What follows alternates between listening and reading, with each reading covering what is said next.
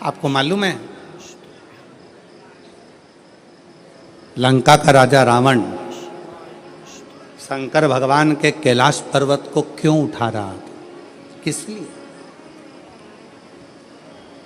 उसके रास्ते में जाने में दिक्कत हो रही थी इसलिए।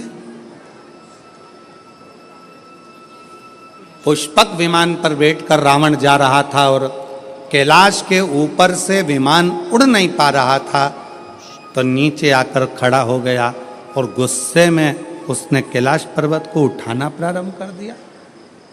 नहीं,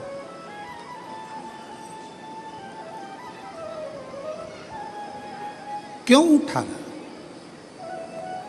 रावण को क्या पड़ी थी जो कैलाश पर्वत को उठाने में लग गया? रावण को क्या पड़ी थी जो भगवान शंकर के शिवलिंग को लेकर लंका में जा रहा है और भगवान शिव के शिवलिंग में वजन बड़ा भूमि पर रखा बाबा बैद्यनाथ के रूप में स्थापित हो गया? क्या पड़ी थी?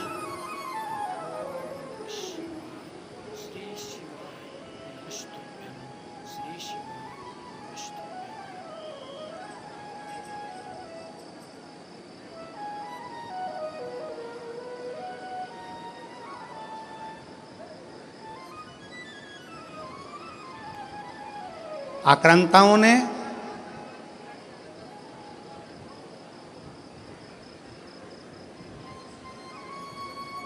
इन विधर्मियों ने सबसे ज्यादा अगर कोई मंदिर तोड़े हैं तो शंकर जी के तोड़े। आक्रांताओं ने विधर्मियों ने सबसे ज्यादा आक्रमण अगर किसी मंदिरों में करा है तो वो शंकर जी के मंदिर पर करा, शिव मंदिर।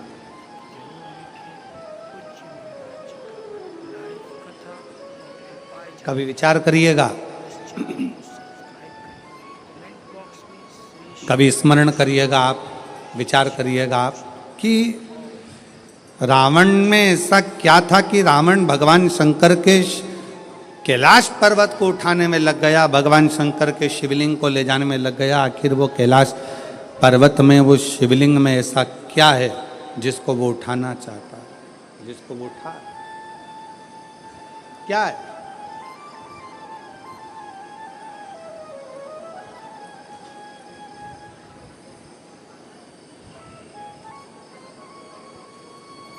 शिव महापुराण की कथा कहती है रावण ने अपने भाई कुबेर को सताकर कुबेर के सिंहासन को छुड़ा लिया।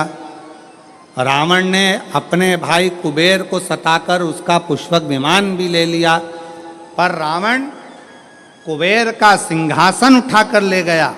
रावण कुबेर का पुष्पक विमान लेकर चले गया, पर रावण कुबेर के सिंहासन पर बैठ नहीं पाया।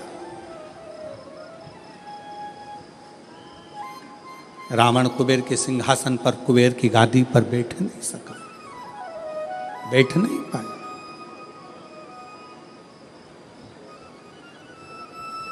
देवर्षि नारद निकल कर जा रहे थे, लंकापति रावण को देखा, रावण से पूछा क्या कर रहे हो?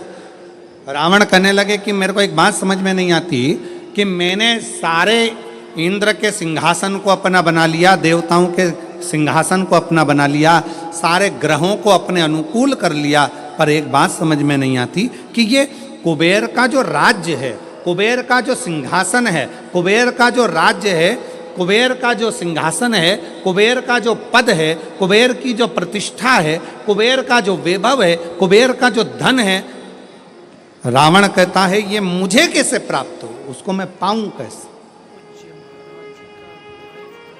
वो मुझे मिले कैसे, वो मुझे प्राप्त कैसे हो?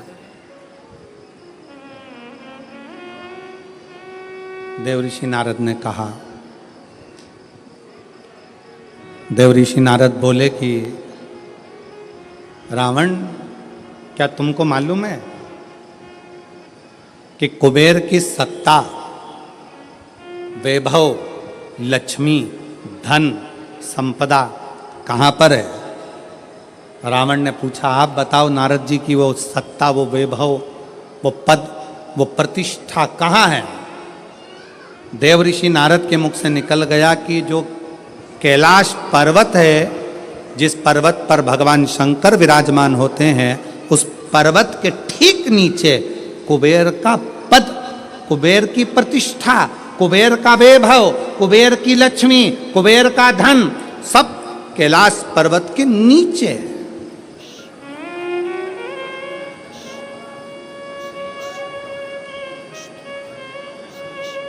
और एक बात बहुत सावधानी से स्मरण करिएगा, आप सबसे निवेदन है, जितने आस्था चैनल पर कथा सुन रहे हैं, जितने फेसबुक पर कथा सुन रहे हैं, जितने यूट्यूब पर कथा सुन रहे हैं, और जितने इस पवित्र प्रांगण के अंदर बैठकर कथा सुन रहे हैं, आप सबसे निवेदन करेंगे कि कुबेर का पद, कुबेर का वैभव, कुबेर की प्रतिष्ठा, कुबेर का धन, कुबेर की लक्ष्मी सारी की सारी कैलाश पर्वत के नीचे है, अर्थात शंकर भगवान के चरणों में, शंकर भगवान के नीचे ये सारा धन, वैभव, प्रतिष्ठा सब दबी पड़ी हुई है। इसलिए लंका का राजा रावण मालूम पड़ने पर कैलाश पर्वत को उठाने लगा कि इसके नीचे से मैं लक्ष्मी को, वैभव को, धन को छुड़ा लूंगा, खींच लूंगा।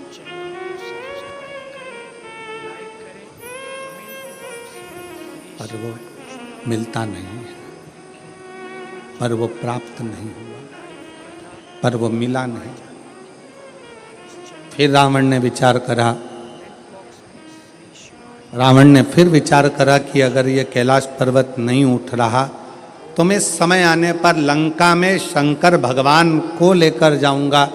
शिवलिंग लेकर जाने लगा तो भी वो शिवलिंग आखिरी में इतना बोझ हो गया, इतना वजन हो गया कि उसको भूमि पर रख दिया, ले जा नहीं सकता। मेरी जीजियों, एक बात याद रखना, शंकर भगवान के चरणों में, भगवान शंकर के नीचे, भगवान शंकर के शिवलिंग के नीचे, भगवान शंकर के मंदिर में, शिवालय में, देवालय में, शिव महापुराण में, शंकर के चरणों में स्वयं वैभव, स्वयं लक्ष्मी, स्वयं धन, स्वयं प्रतिष्ठा सदा विराजमान रहती है।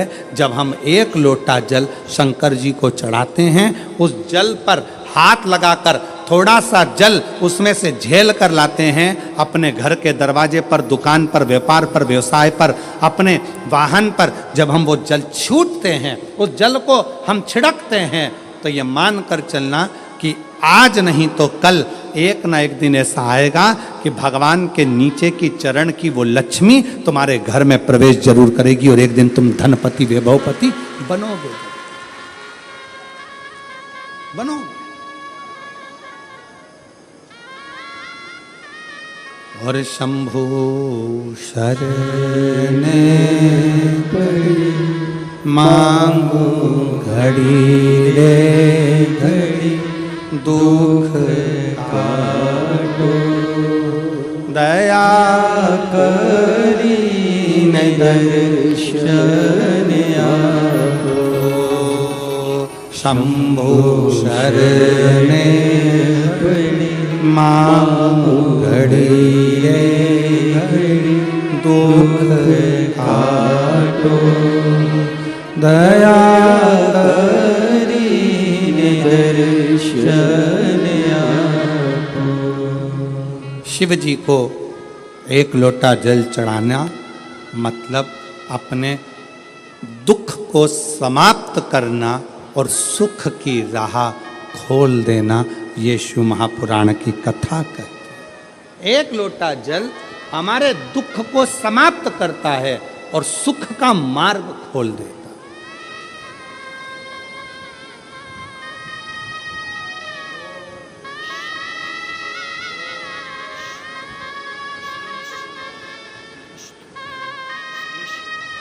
जितने लोग यहाँ आज लगभग 5 लाख से ऊपर शिव भक्त यहाँ पर बैठे हुए हैं। पंडालों की कैपेसिटी से ज़्यादा भरे पड़े, जितने अंदर उससे ज़्यादा बाहर अपना अपना चादर छाता लगा कर लोग बैठे हुए हैं। कुछ गाड़ी के अंदर बैठकर कोई कहीं, कोई पेड़ों की छाँव में, कोई बिल्डिंगों की छाँव में, जहाँ तहाँ लोग बैठे।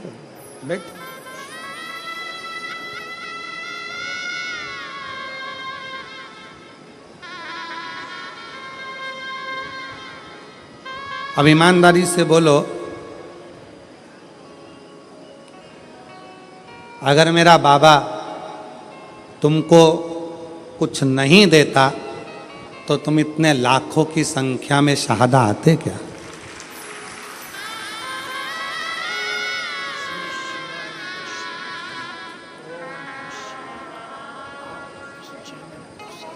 खाली ना जाता कोई दर से तुम्हारे, खाली ना जाता कोई दर से तुम्हारे, मैं खड़ी हूँ नदी पावे फसाए, अपने हृदय से लगा लो गिरा जा रहा उठा लो भोले अपने दर से अब तो न टालो, गिरी जा रही हो उठा लो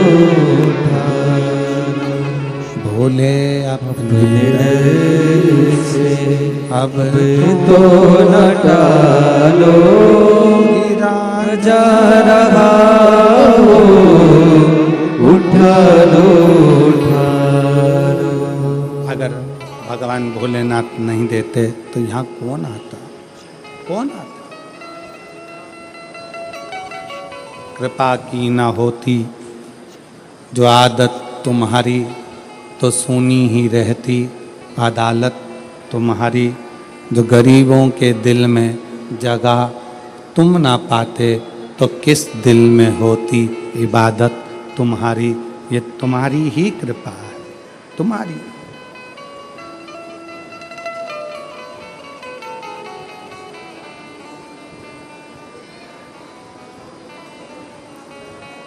लंका का राजा रावण कैलाश पर्वत को उठा रहा है। क्यों?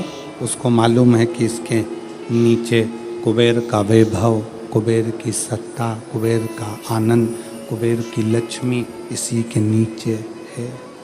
उठा रहा।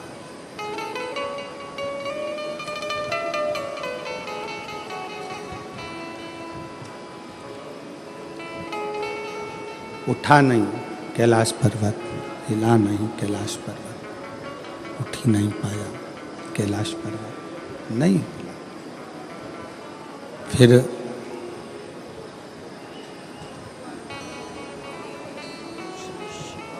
हार गया। जब नहीं उठा, हाथ दब गया, हार गया।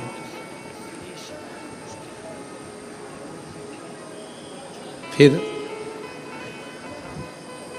शिवलिंग को ले जाने की तैयारी करी, वो शिवलिंग भी नहीं उठा, तो शिवलिंग भी ले जा नहीं सका। वो शंकर भगवान का शिवलिंग भी ले जा नहीं पाया।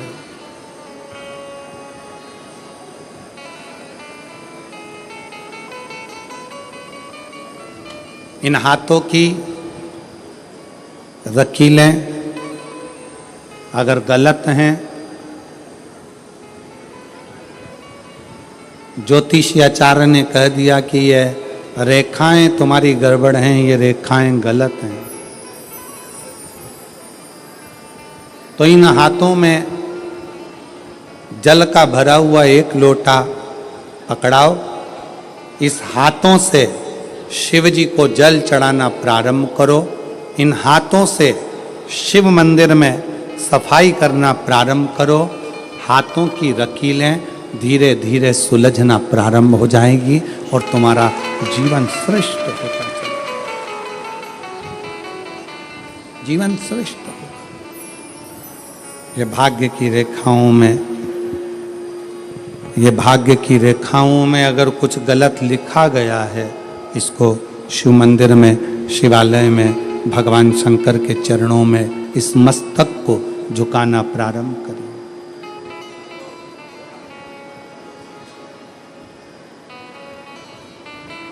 सुलझना प्रारंभ हो जाए।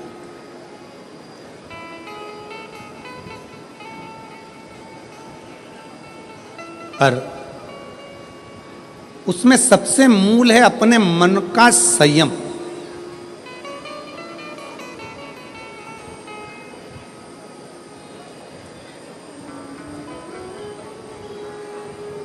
अपने मन का संयम।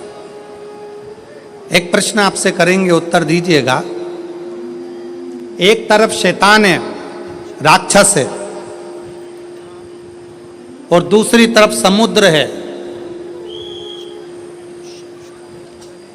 आपसे कहा जाए कि इन दोनों में से एक को चुन लीजिए। एक तरफ समुद्र है, दूसरी तरफ राक्षस शैतान है। आप क्या चुनोगे? उत्तर दो। एक तरफ समुद्र है, एक तरफ राक्षस है, शैतान है, वो उधर से बढ़ रहा है, समुद्र की लहरें इधर से बढ़ रही है। आप दोनों में से क्या चुनना पसंद करोगे? क्योंकि इधर भी मरना है, उधर भी मरना है।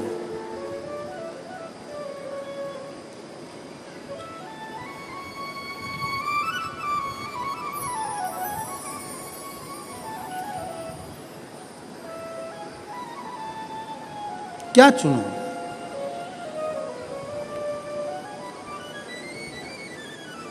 तो हो सकता है आप में से आधे लोग कहें कि हम समुद्र को चुन लेंगे, कोई कहे हम राक्षस को, शैतान को चुन लेंगे। परशु महापुराण की कथा कहती है कि समुद्र कितना गहरा है ये आपको मालूम नहीं है, पर वो राक्षस, वो शैतान कैसा है ये आपको मालूम है। तो प्रयास करना कि वो राक्षस को चुनना श्रेष्ठ है, कि कम से कम ये राक्षस है, ये हमको मालूम है, इसको कैसे डील करना है ये हमको मालूम है, ये कैसे इसको संभालना है ये हमको मालूम है। हम उस राक्षस को छोड़कर अगर समुद्र के पास जाएंगे, दिख तो अच्छा रहा है, लहरें भी अच्छी लग रही है, पर यह कितना गहरा होगा और कितनी गहराई में ले जाएगा और कब समाप्त कर देगा पता नहीं चल पाएगा, पता नहीं चल दिखेगा।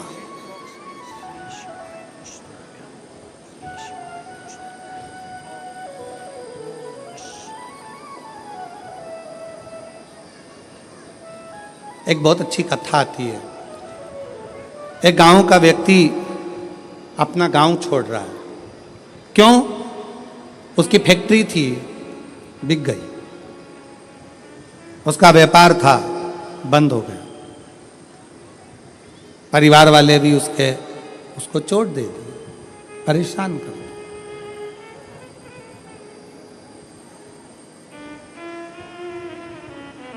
उसने प्लान बनाया कि अब मुझे इस गांव में नहीं रहना है, मुझे ये गांव छोड़ना है, मुझे ये गांव छोड़कर जाना है।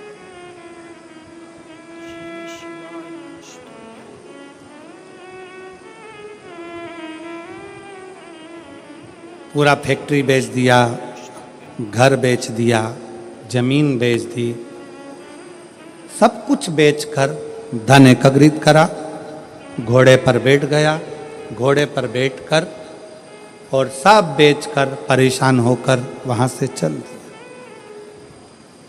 60 किलोमीटर दूर दूसरा गांव था, वहां पहुंच गया। गांव में जाकर देखा तो गांव के लोग आम के पेड़ के नीचे, पीपल के पेड़ के नीचे बैठे हुए हैं, बातचीत कर रहे हैं, सब आपस में बातें कर रहे थे। इस व्यक्ति ने अपना घोड़ा रोका, घोड़ा रोककर नीचे उतरकर उनके पास जाकर बैठा और बैठकर उसने पूछा, भैया एक बात पूछना चाहता हूं, क्या आप मुझे बताओगे?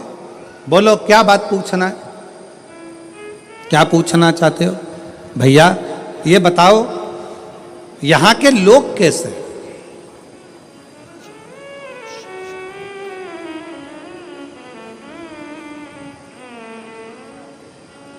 गांव के लोगों ने पूछा तुम कहां से आए हो?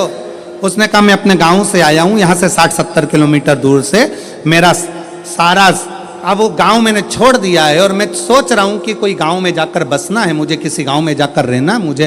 तुम बताओ यहाँ के लोग कैसे हैं, इस गांव के लोग कैसे हैं? तो गांव के लोगों ने पूछा कि तुम हमसे पूछ रहे हो कि यहाँ के लोग कैसे हैं, पहले तुम बताओ कि तुम जो अपना गांव छोड़कर आए हो वहां के लोग कैसे थे?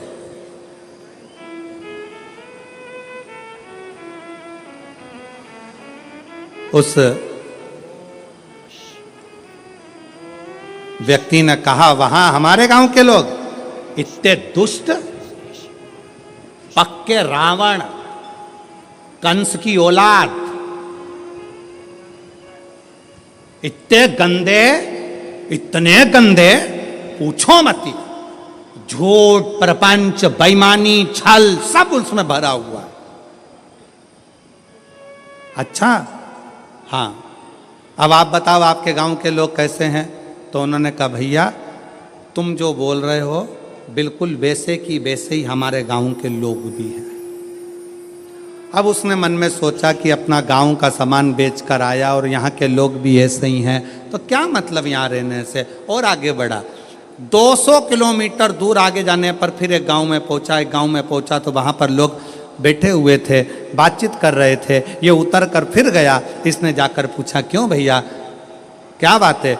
गांव के लोगों ने पूछा तुम कौन हो? मैं 200 किलोमीटर दूर मेरा गांव था, सब कुछ बेचकर मुझे बसना है, कोई अच्छा गांव ढूंढ रहा हूं। अच्छा, तो अब ये बताओ कि आपके गांव के लोग कैसे हैं? उसने कहा हमारे गांव के लोग, हाँ, पहले ये बताओ कि तुम्हारे गांव के लोग कैसे थे? घोड़े पर बैठा हुआ व्यक्ति ने कहा मेरे गांव के लोग, हाँ। उसने विचार करा, अभी पहले वालों को बताया ऐसा ऐसे थे, इसने अब अपनी बात को पलट दिया और यहाँ पर बोला मेरे गांव के लोग एकदम संत तुकाराम जैसे, मेरे गांव के लोग एकदम संत नामदेव जी जैसे, मेरे गांव के लोग मीराबाई जैसे, मेरे गांव के लोग तुलसीदास जैसे, मेरे गांव के लोग तो इतने धर्मात्मा, इतने पुण्यात्मा, इतने भजन करने वाले, इतना कीर्तन करने वाले, इतना मंत्र जाप करने वाले, मेरा गांव का लोग इतना सत्यवादी, पूछो मती। इतने में फिर इसने पूछा अब बताओ तुम्हारे गांव के लोग कैसे हैं? तो सारे गांव वाले एक जैसे बोले बस हमारे गांव के लोग भी तुम जैसा बता रहे हो ना बिल्कुल वैसे की वैसे ही है। हमारे गांव के लोग भी धर्मात्मा है, हमारे गांव के लोग भी पुण्यात्मा है, हमारे गांव के लोग भी सत्कर्मी हैं, हमारे गांव के लोग भी संत तुकाराम जी जैसे हैं, हमारे गांव के लोग भी संत नामदेव जी जैसे हैं, हमारे गांव के लोग भी मीराबाई जैसे हैं। तब उस व्यक्ति के दिमाग में आया कि ये बिल्कुल सत्य है। आप कितने भी गांव बदल लो, आप अपनी कितने भी घर बदल लो, आप अपने रिश्तेदार को छोड़कर दूसरे शहर में जाकर बस जाओ, तुम जैसे होगे वैसे ही दुनिया के लोग मिलेंगे। आप अच्छे हो तो दुनिया अच्छी मिलेगी। कितने बदलोगे? शहादा छोड़ा पूना चले गए, पूना छोड़ा मालेगांव चले गए, मालेगांव छोड़ा लातूर चले गए, लातूर छोड़ा नागपुर चले गए, नागपुर छोड़ा मुंबई चले गए और वहाँ पर भी जाकर के हम तो जैसे थे हमारे गांव के लोग जैसे पहले थे, जैसे हमारे आसपास के लोग ईर्ष्या रखते थे, जैसे हमारे गांव के लोग वैसा करते थे, वैसे की वैसे यहाँ मिल रहा है। उसका कारण क्या है? ना शहादा बुरा है, ना मालेगांव बुरा है, ना पुणे बुरा है, ना नागपुर बुरा है, ना भोपाल बुरा है, ना इंदौर बुरा है। बुरा कौन है? हमारी सोच कि हम दिन भर एक दूसरे में बुराइयां ढूंढते रहते हैं। मेरा पड़ोसी ऐसा, मेरा रिश्तेदार वैसा, मेरा देवर ऐसा, मेरी देवरानी ऐसी, मेरी जेठानी ऐसी, मेरा परिवार ऐसा, मेरा कुटुंब ऐसा, मेरा कबीला ऐसा। हम दिन रात अपने गांव में रहकर, अपने घर में रहकर भी हम दिन भर बुराई ढूंढते थे। तो तुम अच्छे से अच्छे बंगले में जाकर रह लो, वहां भी तुमको बुराई ही मिलेगी। तुम अच्छे से अच्छे 5 स्टार होटल में रह लो, वहां पर तुमको बुराई ही मिलेगी। और जब तुम्हारी आदत हो गई छोटे से घर में भी अगर तुम दिल बड़ा रखकर प्रेम के साथ रहते हो ना, तो तुम जहाँ रहोगे ना वहाँ पर भी तुमको आनंद की अनुभूति होती रहेगी, प्रसन्नता मिलती रहेगी वहाँ पर।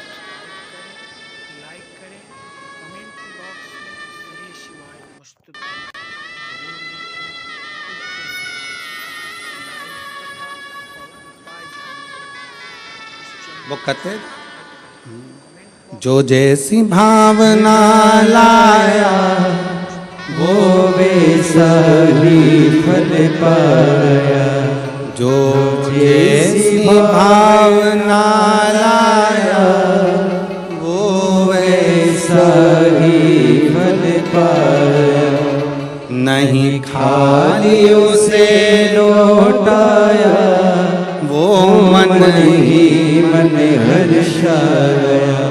और कर दिया माला माल काशी वाले ने, लुटा दिया भंडार काशी वाले ने, लुटा दिया भंडार काशी वाले। जिस भावना से, जैसी सोच लेकर, जैसा विचार रखकर, जैसा व्यवहार रखकर आप आओगे, वैसा सुख आपकी जिंदगी का एक पत्र है। देखिए,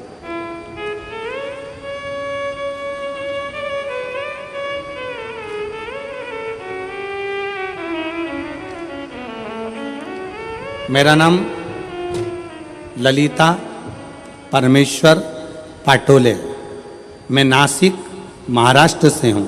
मेरा मोबाइल नंबर ये है।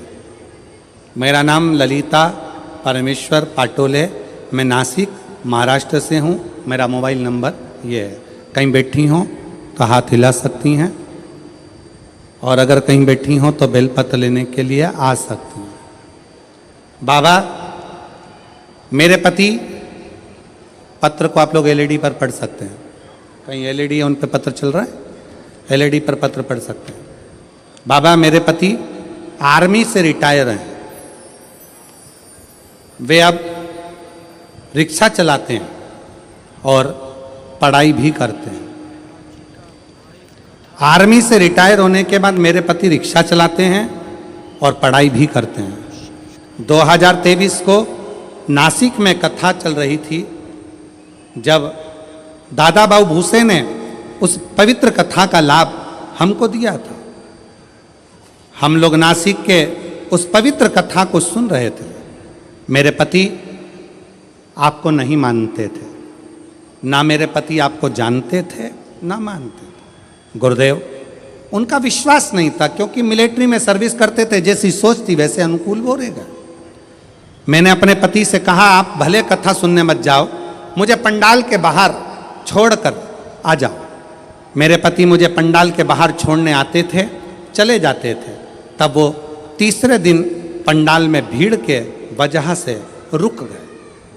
उन्होंने कहा, भीड़ ज़्यादा है, वापस लेने कैसे आऊँगा? तो उन्होंने गाड़ी खड़ी कर कर तीसरे दिन की कथा में पंडाल में ही रुक गए। पंडाल में रुके। उस दिन धूलिया से एक औरत पैदल आई थी। उसे देखकर मेरे पति के आंखों में आंसू आए। बाबा सबकी सुनता है। उसने उस स्त्री से पूछा, तुम पैदल चलकर धूलिया से नासिक आई हो, तुम्हें बाबा ने क्या दिया? उस महिला ने कहा, मैंने जो मांगा था मेरे भोलेनाथ ने दे दिया, इसलिए मैं पैदल चलकर नासिक तक आई हूँ। नासिक तक आई हूँ। मेरे पति को लगा मैं आर्मी से रिटायर हूँ, अब रिक्शा चलाता हूँ, पर मेरी कोई सरकारी नौकरी नहीं लग रही है, मेरे बेटे की भी नौकरी नहीं लग रही है। आज कथा का तीसरा दिन है। आज मैं पृथ्वी पर बैठकर, पंडाल में बैठकर बाबा से विनय करता हूँ, अगर कुबरेश्वर बाबा शंकर जी की कथा में अगर प्रबलता है तो वो मेरी भी नौकरी लगा दें और मेरे बेटे की भी लगा दें। गुरुदेव, बेटे का मेडिकल बार बार रुक रहा था। नासिक में उसका मेडिकल होने वाला था, और मेरे पति ने तीसरे दिन की कथा में बाबा से गुहार लगाई। लोग कहते हैं कि ये शिव महापुराण का पंडाल है। मेरे पति ने कहा, वो सियोर वाला महाराज इतना दमदारी से बोलता है, मतलब शिव पुराण की कथा में शंकर खुद कथा करता है, अगर उसके सामने बैठकर बोला जाए तो बाबा सुनता जरूर है। मेरे पति ने गुहार लगाई और बाबा से प्रार्थना कर कर मेरे पति कथा सुनकर आ गए।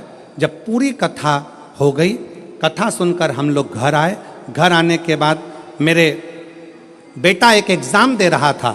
एग्ज़ाम का रिजल्ट जिस दिन हम घर पर आए शाम को, उसी दिन बेटे का शाम को फोन आ गया कि पिताजी मेरा सिलेक्शन आर्मी में हो गया, बाबा की कृपा से मैं सिलेक्ट हो गया। गुरुदेव, आर्मी में तो सिलेक्ट हो गया। मेरे पति बोले एक बार सीहोर जाना है, वहाँ पर जाकर बाबा से अर्जी लगाना है। कथा सुनी, 15 दिन बाद सीहोर पहुँच गए। सीहोर में कंकर शंकर की पूजन कर कर कहा, बाबा तूने मेरे बेटे की तो नौकरी लगा दी, बस मैं बचा हूँ, आर्मी से रिटायर हुआ हूँ, रिक्शा चलाता हूँ, तू मेरी और नौकरी लगा दे। बाबा की ऐसी कृपा हुई कि बाबा की कृपा से आज ऐसी करुणा, सीहोर से आने के बाद 3 महीना भी पूरा नहीं हुआ और बाबा की कृपा से मेरा बॉम्बे के अंदर मेरा सिलेक्शन जेल के प्रहरी के रूप में हो गया और मैं बाबा को यहाँ प्रणाम करने के लिए आया हूँ। मेरे बेटे की भी फोटो लगा रहा हूँ और मेरी भी फोटो लगा रहा हूँ, दोनों की लगा रहा हूँ। अब बेटे की फोटो देखो जिसका मिलिट्री में हुआ और जेल प्रहरी के रूप में जिनका हुआ रिक्शा चलाते चलाते, उनकी भी फोटो उन्होंने खुद की लगाई। एक बार जोरदार ताली बजाकर साथ देता हूँ। एक लाइन अच्छी लिखी है,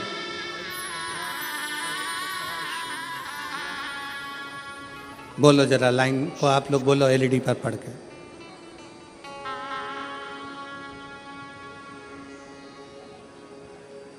बोलो बोलो जरा टीवी पर देख के बोलो।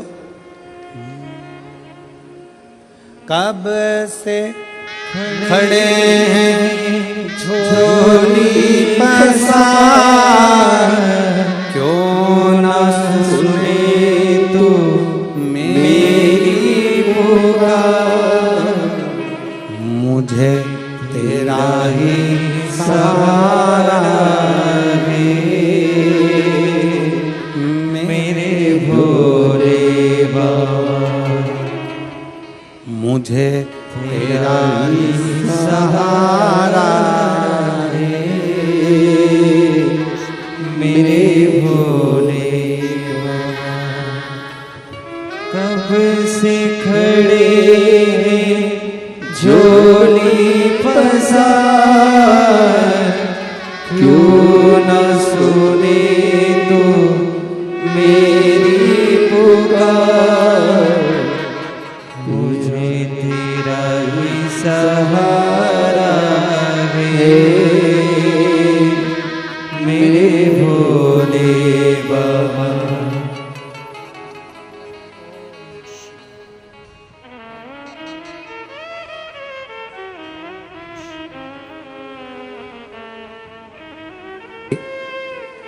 पुनः वापिस नौकरी लगी, बेटे की भी नौकरी लगी। एक बार जोरदार ताली बजाकर स्वागत करिए। और मुझे तेरा ही सहारा है,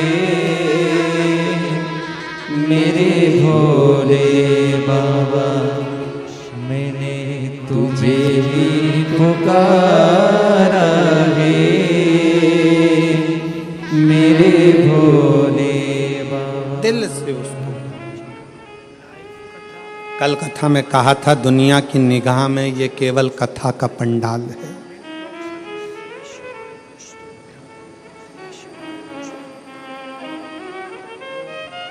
दुनिया की निगाह में केवल ये शिव महापुराण की कथा का पंडाल है, पर हम कहते हैं ये केवल कथा का पंडाल नहीं, आपकी किस्मत खोलने की चाबी का पंडाल है, जहां किस्मत खोलने की चाबी मिलती है।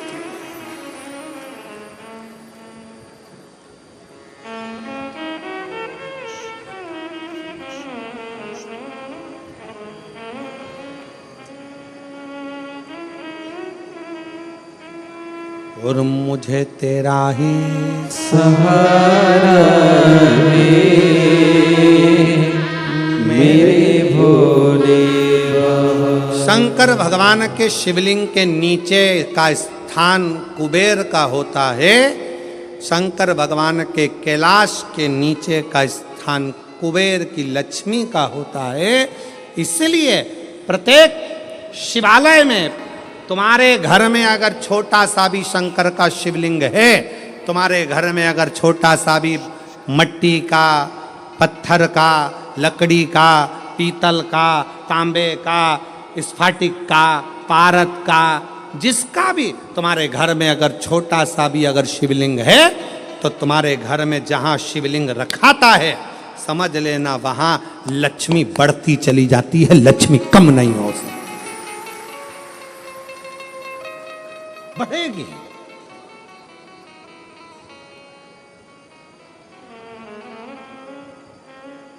बस दो चीजों का स्मरण रखिए, एक अपने खानदान का, दूसरे अपने खान पान का।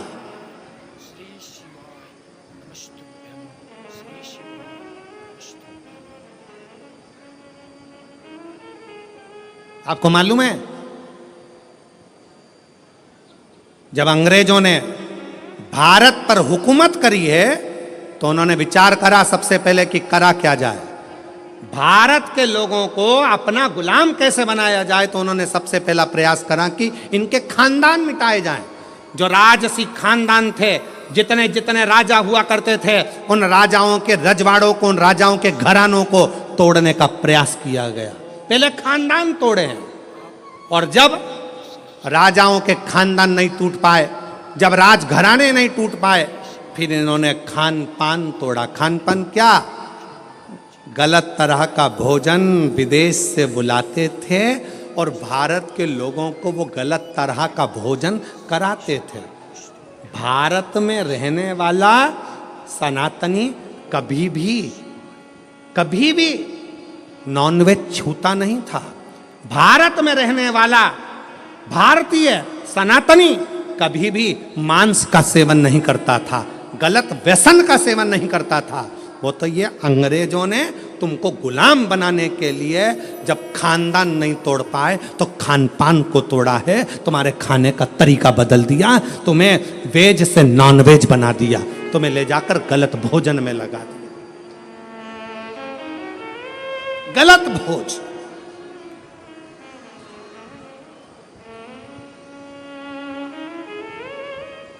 क्यों इतनी बीमारियां पनप रही हैं?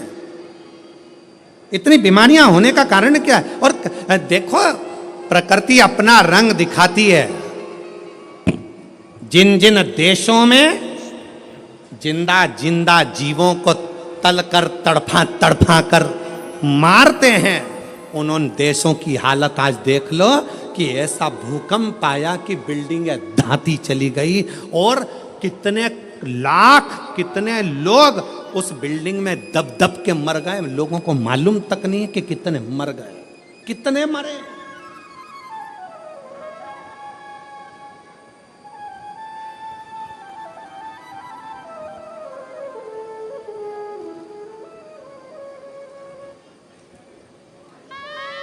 कितने।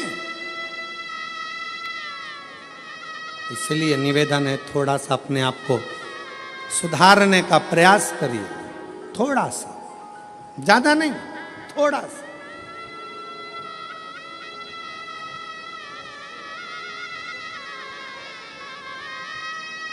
जो गलती हो गई, अभी तक जो गलती कर ली, उस गलती को अब छोड़ने का प्रयास करो। मदिरा के नशे में हो, मदिरा छोड़ने का प्रयास करो। गलत भोजन के चक्कर में हो, छोड़ने का प्रयास करो।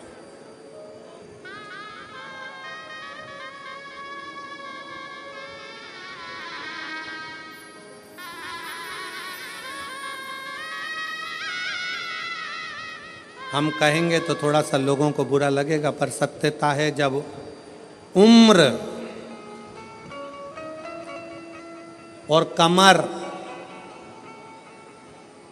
उम्र और कमर जब 40 की हो जाए या 40 से पार हो जाए, तो भोजन मत बढ़ाओ, भजन बढ़ाओ, भोजन को कम करते जाओ।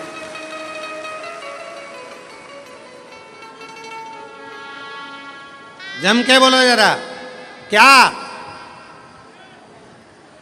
उम्र और, अरे अच्छे से बोलो, उम्र और कमर जब 40 की हो जाए तो भोजन की मात्रा नहीं बढ़ाना है, भजन की मात्रा बढ़ाना है, भोजन की मात्रा कम करो और भजन की मात्रा को बढ़ाते चलो, बढ़ाते चलो। विठल विठल विठला, बढ़ा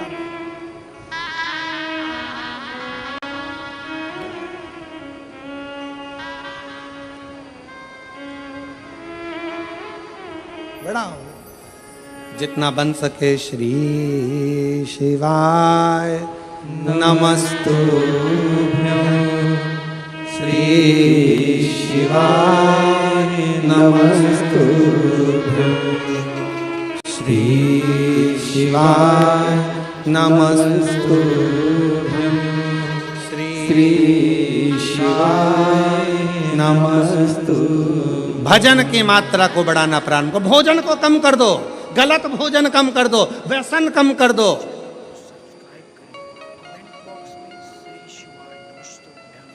गलत विचार कम कर दो, गलत सोच कम कर दो।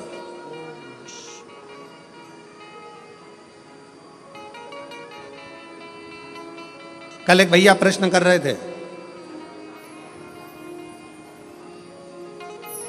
गुरुजी भगवान विष्णु अपने शरीर पे राख नहीं लगाते, राखोड़ी नहीं लगाते, भस्म नहीं लगाते। भगवान ब्रह्मा अपने शरीर पर राख नहीं लगाते, भस्म नहीं लगाते, राखोड़ी नहीं लगाते, इंद्र नहीं लगाते, 33 कोटि देवता कोई अपने शरीर पर राख नहीं लगाता, भस्म नहीं लगाता। केवल शंकर जी क्यों लगाते? हमने उससे कहा इतनी सी बात तो तू तेरे घर वालों से पूछ लेता कि बर्तन को राख से क्यों मांजा जाता है। बोलो दी जी हो, जम के बोलो। बर्तन अच्छा है, साफ है, तो तुम उसको राख से मांजोगी क्या? जम के बोलो जरा। नहीं, बर्तन अच्छा है, साफ है, तो उसको आप राखोड़ी से मांजोगी, साफ करोगी? नहीं। बर्तन को राख से कब मांजा जाता है? जब उसमें थोड़ी सी झूठन लगने लगे तो बर्तन को राख से साफ किया जाता है। मेरे शंकर भगवान ने सबको प्रेरणा दी है कि लोभ, आसक्ति, तृष्णा, वासना और ये अपनों की झूठन जब अपने पर लगने लगे तो तन पर थोड़ी सी भस्म चढ़ा लेना चाहिए, तो ये झूठन दूर होती चली जाती है। ये झूठन दूर हो, ये संसार की झूठन है। ये लोभ, ये तृष्णा, ये आसक्ति, ये वासना, ये नाते, ये रिश्ते, ये कुटुंब, ये कबीले, ये वो झूठन है जो हमारे शरीर से लगती चली जाती है, लगती चली जाती है। इसको दूर करो।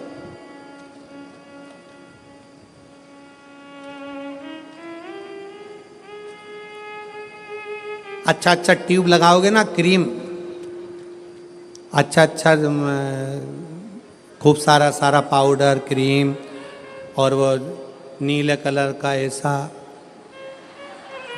और लाइन और फिर उसमें डब्बा, फिर वो माला के वो धागा, एक नहीं दो, और फिर वो दो धागा ऐसा घुमा के ऐसा करके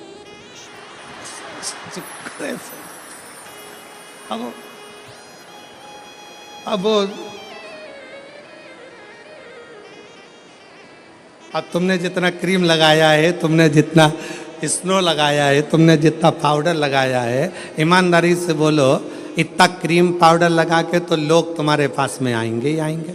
बोलो सही है कि गलत है? आएंगे। अगर शंकर भगवान तो पहले से ही इतने ब्यूटीफुल थे, पहले से इतने सुंदर थे, इतने सुंदर,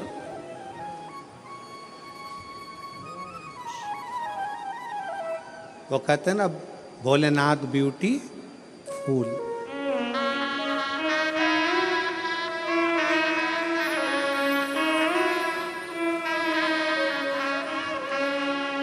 सिर पे गंगा लेवे कल्याण वो कर देवे, भोलेनाथ ब्यूटीफुल, जो नाम उसका लेवे भोले जी दर्शन देवे भोलेनाथ ब्यूटीफुल।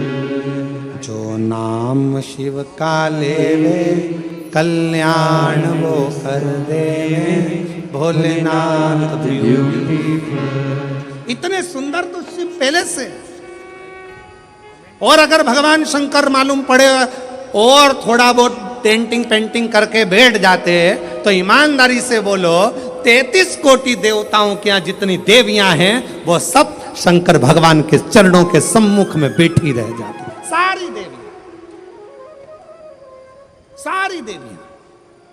शंकर भगवान ने कहा मुझे अपने पास में किसी को नहीं रखना, ज्यादा सुंदर रहूंगा लोग आएंगे, इसलिए शंकर भगवान ने भस्म को अपने तन पर धारण कर लिया कि यह संसार झूठा, ये परिवार झूठा, ये कुटुंब झूठा, ये नाते रिश्ते झूठे, ये सब झूठ है। इसलिए झूठन को दूर करने के लिए जैसे बर्तन पर राख लगी हो तो वो बर्तन पर लगी राख झूठन साफ कर देती है। मेरे शिव कहते हैं तन पर चढ़ी हुई भस्म इस संसार के झूठे लोगों को दूर कर देती है, झूठे लोगों को।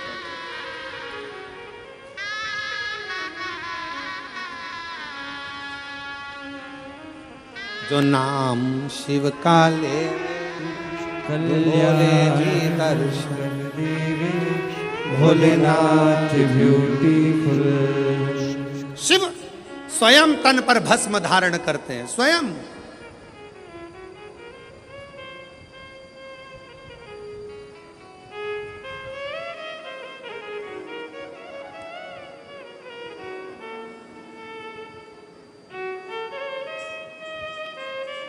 अगर कोई तुमसे कहे शंकर जी का भजन करने वाले को शंकर भगवान विरक्त बना देते हैं, कोई तुमसे कहे शंकर जी के भजन करने वाले को शंकर भगवान अकेला दूर एकांत में ले जाकर बिठा देते हैं, तो सब झूठ समझना। शंकर भगवान स्वयं भजन करते हैं तो पार्वती को पास में रखते हैं, शंकर भगवान स्वयं भजन करते हैं तो गणेश जी को पास रखते हैं, शंकर भगवान स्वयं भजन करते हैं तो कार्तिकेय को पास करते हैं। 33 कोटि देवताओं में कोई एक देवता ऐसा बता दो जो अपनी पत्नी, अपने बच्चे, अपने रिश्ते, अपने नाते सबको साथ रखते हो। केवल एक शंकर भगवान हैं जो अपनी बहुओं को रिद्धि सिद्धि को भी साथ रखते हैं, जो अपने पोते अमोद प्रमोद को साथ रखते हैं, जो अपनी बेटी अशोक सुंदरी को साथ रखते हैं, जो अपनी बेटी जया विषहरा शामरी बारी दौतली देव उसको साथ रखते हैं। कोई एक देवता बता दो जो अपने पूरे रिश्तेदार के साथ अपने मंदिर में रहता हो। केवल एक शंकर भगवान जो अपने रिश्तेदार तो रिश्तेदार नंदी को भी अपने मंदिर में जगह देकर रखते हैं कि तू मेरे साथ में। केवल एक शिव है, शिव के सिवा कोई। शंकर भगवान कभी विरक्ति नहीं देते, शंकर भगवान परिवार को जोड़ देते हैं, शंकर भगवान कभी तुमको कष्ट नहीं देते, शंकर भगवान कष्टों से दूर कर देते हैं। दुनिया की ऐसी कौन सी बीमारी है जिसका इलाज शंकर की भक्ति ना कर पाई। एक पत्र है, देखिए।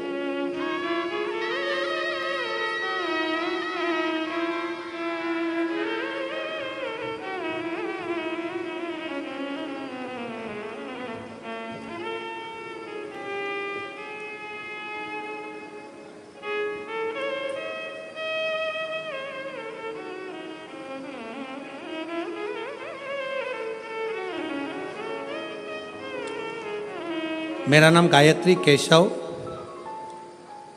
केदारे है। मेरा मोबाइल नंबर ये है, गांव तेम्बाहरा,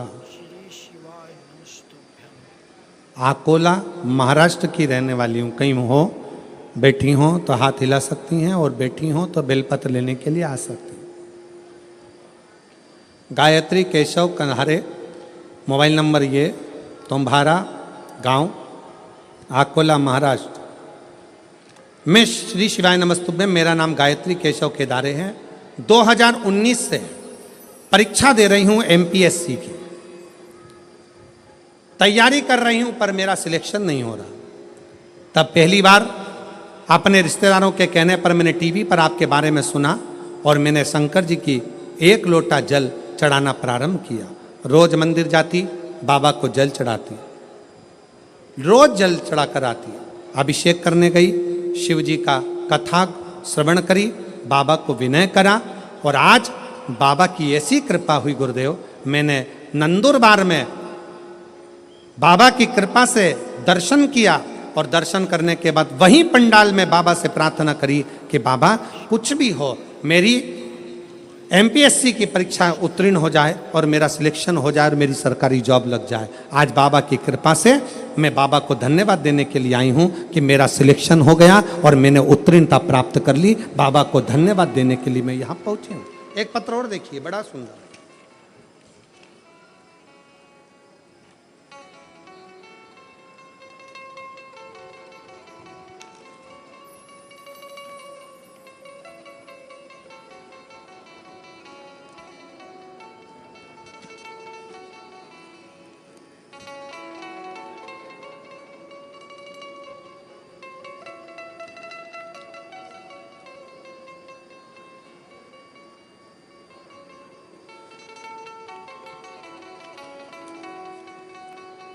मेरा नाम मंगला मणिलाल चौधरी है। मैं एड्रेस जरा आप लोग पढ़ लिया करो। मैं तहाड़ी तहसील शाहदा जिला नंदुरबार में रहती हूँ। मेरा मोबाइल नंबर ये है। मुझे गर्भाशय में कैंसर की बीमारी सितंबर 2024 में थी। मैंने शुरुआत में नासिक के ट्रीटमेंट भी लिया, ऑपरेशन भी किया, फिर बाद में पूना का ट्रीटमेंट ली। मुझे बहुत तकलीफ होती थी। मैंने आपकी कथा के बारे में सुना। कैंसर कम नहीं हो रहा था, कैंसर बढ़ रहा था। तब कथा के बारे में सुना और भोले बाबा के ऊपर उनकी शरण में जाना प्रारंभ करा, क्योंकि आप कहते हो सारी समस्या का हल एक लोटा जल, सारी समस्याएं मिट जाती है। तो मैंने ऑपरेशन से पहले जब दूसरा ऑपरेशन की बारी आई, तब नासिक में शिवालय में जाकर भोले बाबा को श्रद्धापूर्वक भोलेनाथ जी के ऊपर जाकर जल चढ़ाया। उनको बीमारी का इलाज करेंगे बाबा, आप ही मेरा ऑपरेशन करोगे और आप ही संभालोगे। बाबा से विनय करा, रुद्राक्ष का जल शिव जी को चढ़ाकर पीना प्रारंभ किया। बाबा की ऐसी कृपा हुई। अब भोले बाबा की कृपा से मैं कैंसर की बीमारी से मुक्त हो गई हूँ और मेरा रिपोर्ट भी नील में आ गया है। मैं बाबा को यहाँ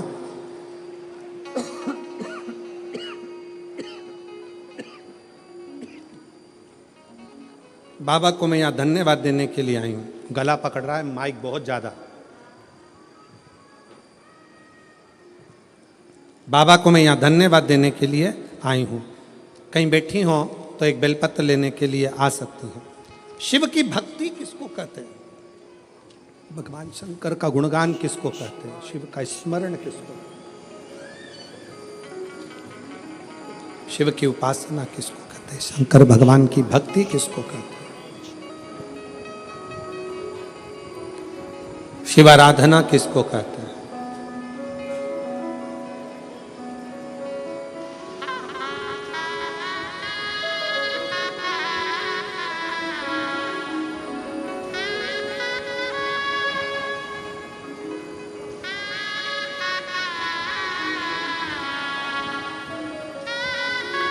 आप जब भगवान शंकर को हृदय से भाव से पुकारोगे, दिल से,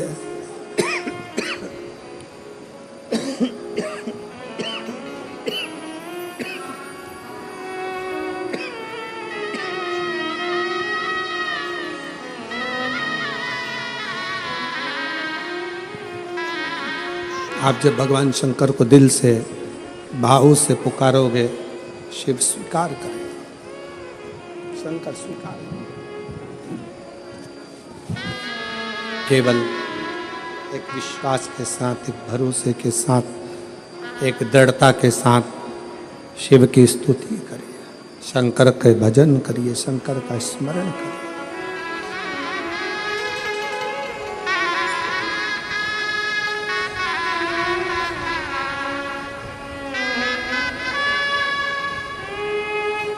भगवान शिव का गुणगान, शिव का स्मरण, शिव की भक्ति जीवन को सुख देती है, आनंद देती है।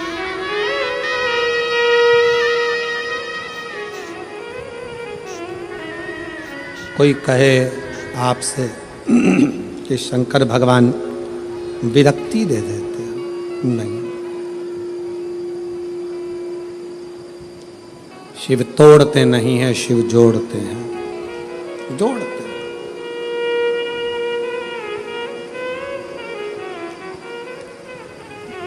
भगवान शंकर तोड़ने का काम नहीं करते, जोड़ने का काम करते, जोड़ते। अब वो आधारित है आपके विश्वास पर।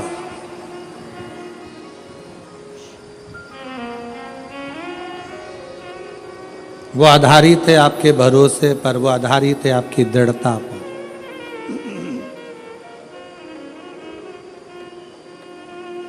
जो जैसी भावना लाया वो वैसा ही फल पाया, नहीं खाली उसे लौटाया, वो मन ही मन हर्षाया, और कर दिया माला माल काशी वाले ने, लुटा दिया भंडार काशी वाले ने। शिव झूठे संसार से मोह को हटाते हैं। कोई ने कहा शंकर भगवान विरक्ति देते, किससे विरक्ति? सावधान होकर सुनिएगा जरा, किससे विरक्ति? शंकर भगवान आपको किससे दूर करेंगे? जो आपका अहित चाहता, जो दिखने में तो आपके करीब में होगा, जो दिखने में तो आपके नजदीक में होगा, दिखने में तो आपसे प्रेम स्नेह की वाणी बोलेगा, बात करेगा, पर अंदर ही अंदर वो आपसे ईर्ष्या कर रहा होगा। ऐसे ईर्ष्या करने वाले से मेरा शिव तुम्हें दूर करता चलेगा। आजा दूर।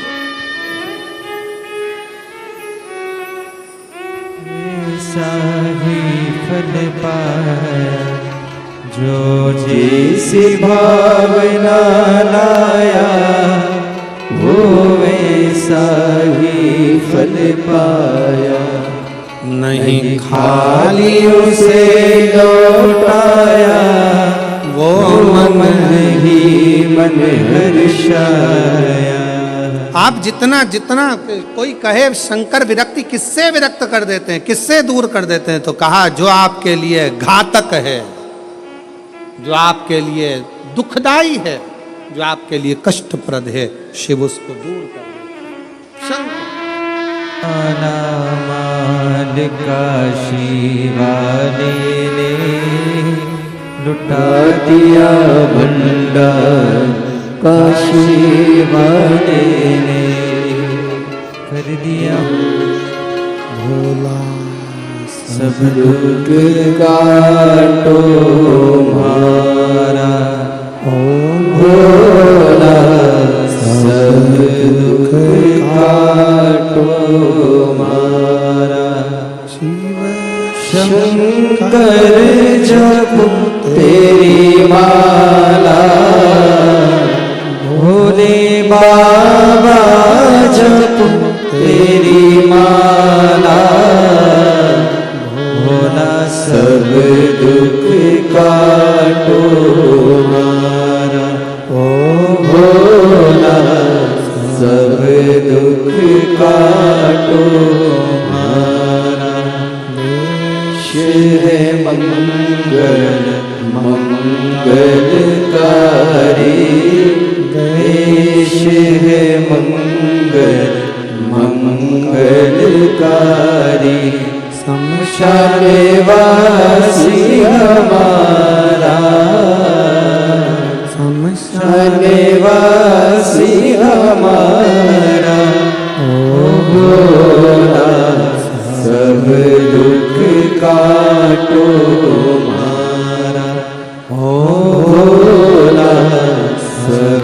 दुख काटो हमारा।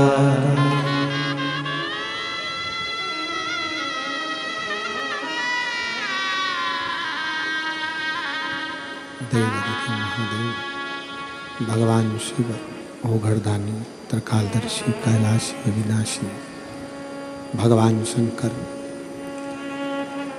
की कथा कह रही है, शिव महापुराण वर्णन कर रही है।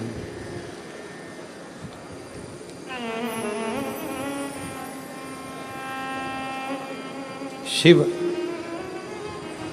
अपने नजदीक में जो गलत लोग रहते हैं उनको मेरा शंकर भगवान दूर करते चले जाता है।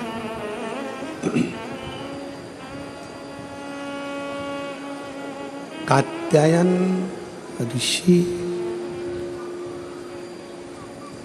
शिव और पार्वती की तप साधना कर रहे हैं। स्कंद पुराण का नागरखंड कहता है, स्कंद पुराण का नागरखंड कह रहा है शंकर पार्वती की तप साधना स्वयं कात्यायन ऋषि कर रहे हैं। और शिव पार्वती की तप साधना कात्यायन ऋषि ने जब करी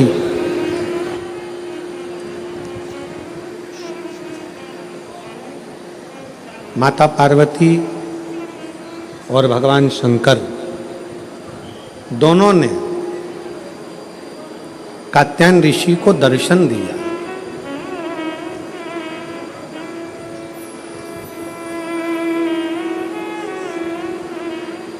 शिव जी ने भी दर्शन दिया और माता पार्वती जी ने भी दर्शन दिया। माँ जगत जननी जगदम्बा दुर्गा भवानी ने भी दर्शन दिया।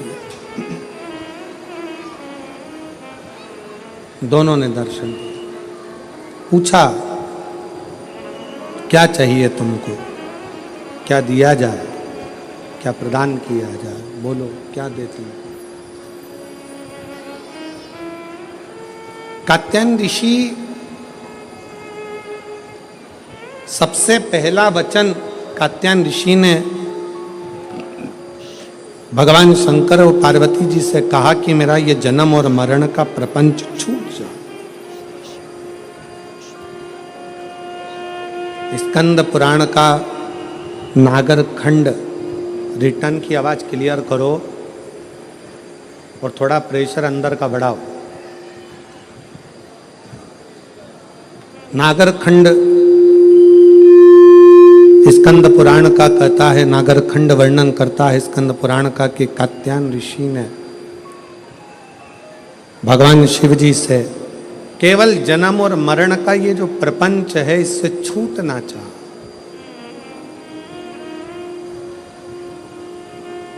इससे मुक्ति कैसे मिले?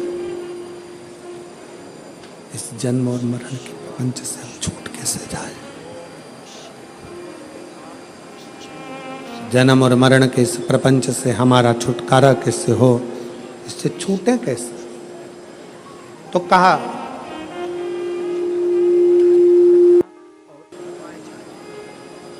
जब किसी व्यक्ति के घर में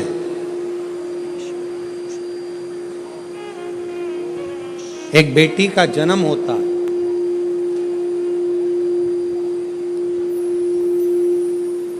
और बेटी की किलकारी, बेटी के पांव की खनक, बेटी के किलकारी पांव की खनक,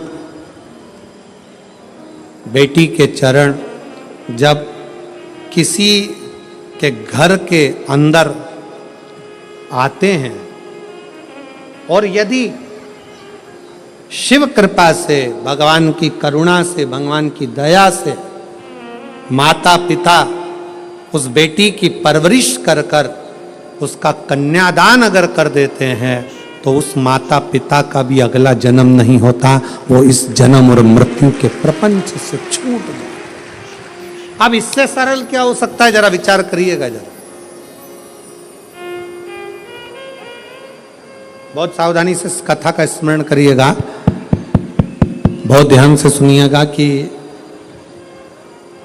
बड़े बड़े तपस्वी तप करने जा रहे हैं, साधना वाले साधना करने जा रहे हैं, उपासना वाले उपासना करने जा रहे हैं, व्रत वालों ने व्रत रखा, साधना वालों ने साधना करी, तपस्या वालों ने तपस्या करी, और कंदराओं में बैठकर कोई संत बन गया, कोई साधु बन गया, कोई तपस्वी बन गया, कोई साधक बन गया, कोई उपासक बन गया।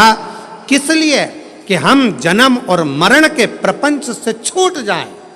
पर शंकर भगवान ने माता पार्वती की साक्षी में कात्यायन ऋषि से कहा कि जब किसी गृहस्थी के घर में एक बेटी का जन्म होता है और उस बेटी की परवरिश जब माता पिता करते हैं, बेटी के किलकारी जिसके घर में गूंजती है और बेटी के चरण जिसके घर में पड़ते हैं, और बेटी का जब कन्यादान होता है तब माता पिता फिर कोई जन्म नहीं लेते, वो माता पिता परमात्मा की शरणागति का सुख भोगते।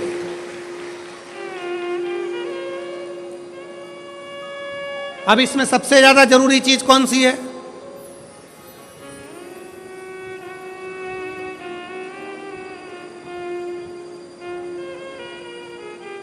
एक बहुत ध्यान देने वाला विषय है, थोड़ा ध्यान दीजिएगा। दक्ष प्रजापति के घर में 60 कन्याओं का जन्म हुआ। उसके बाद दक्ष प्रजापति भगवान से कह रहे हैं, देवी जी से कह रहे हैं, मां मेरे घर में एक लड़की और देना, एक बेटी और चाहिए मुझे। मां जगत जननी दुर्गा कहती है कि तेरे घर में बेटी कहां से आएगी, मैं खुद तेरे घर में बेटी बनकर जन्म लूंगी। सती आई। दक्ष प्रजापति ने शंकर जी का अपमान करा, दक्ष प्रजापति ने देवताओं का अपमान करा, दक्ष प्रजापति ने अपशब्द कहे, दक्ष प्रजापति ने गाली दी, दक्ष प्रजापति ने ताना दिया, दक्ष प्रजापति ने आड़ा टेढ़ा बहुत सारी बातें कही। अब दक्ष प्रजापति को तो नरक जाना था, दक्ष प्रजापति को तो नरक भोगना था।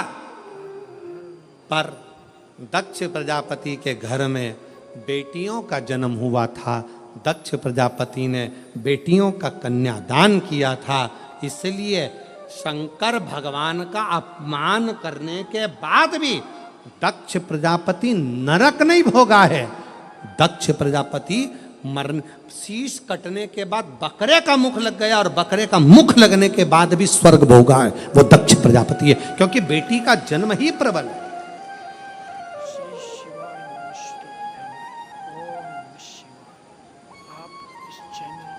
महाराज लाइक करें, कमेंट बॉक्स में श्री शिव सुखी जरूर लिखें। वो नहीं लाइव कथा और उपाय जानने की जिनके घर में धन की पेटी है। कमेंट बॉक्स में श्री शिवाय। सुखी वो नहीं जिनके घर में धन की पेटी है, सुखी वो हैं जिनके घर में मुस्कुराती बहू और बेटी है।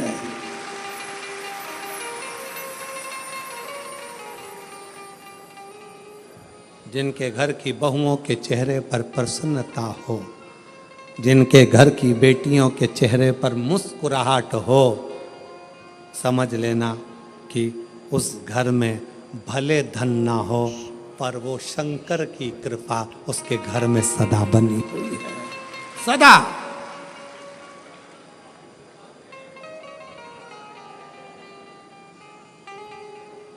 श्री शिवाय नमस्तुभ्यं। नवरात्रि चल रहे हैं। श्री शिवाय नमस्तुभ्यं।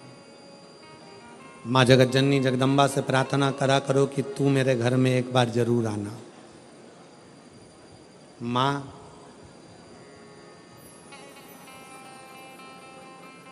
प्रत्येक घर के अंदर एक बेटी का जन्म जरूर होना चाहिए।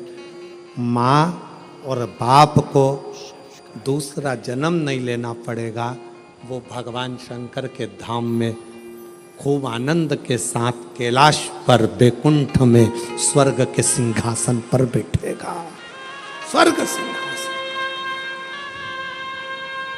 में माननीय विधायक महोदय श्री राजेश दादा पांडवी जी को जब पहले दिन की कथा में पांडवी जी आए, बेटी उनके साथ में थी, पूजन कर रही थी बेटी भी, देखकर मुझे बहुत खुशी हुई, बहुत। ऐसा लग रहा था जैसे शंकर भगवान अशोक सुंदरी के साथ बैठकर आराधना कर रहे हों, शिव की स्तुति कर रहे हैं। मैं पांडवी जी को इसका लिए धन्यवाद देता हूं, साधुता, साधुता। प्रसन्न हुई।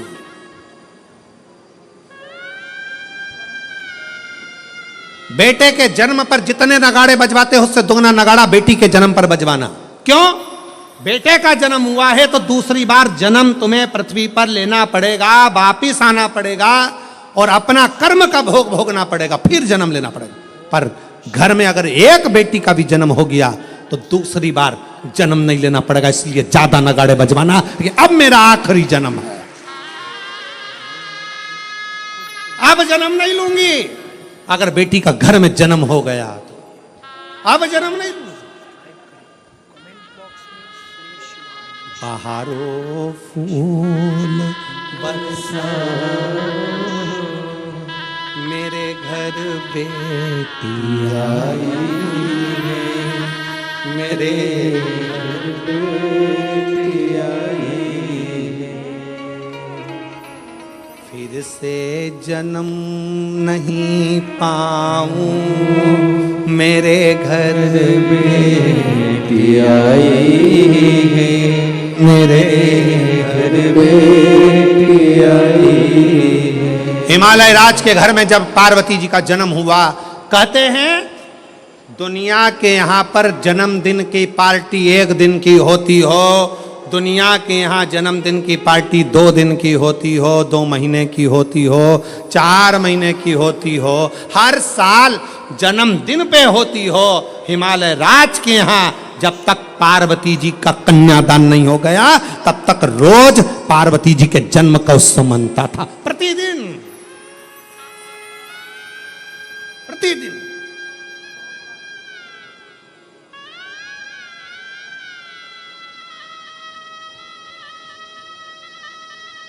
पार्वती जी के जन्म का उत्सव रोज मनता था हिमालय राज के घर, रोज।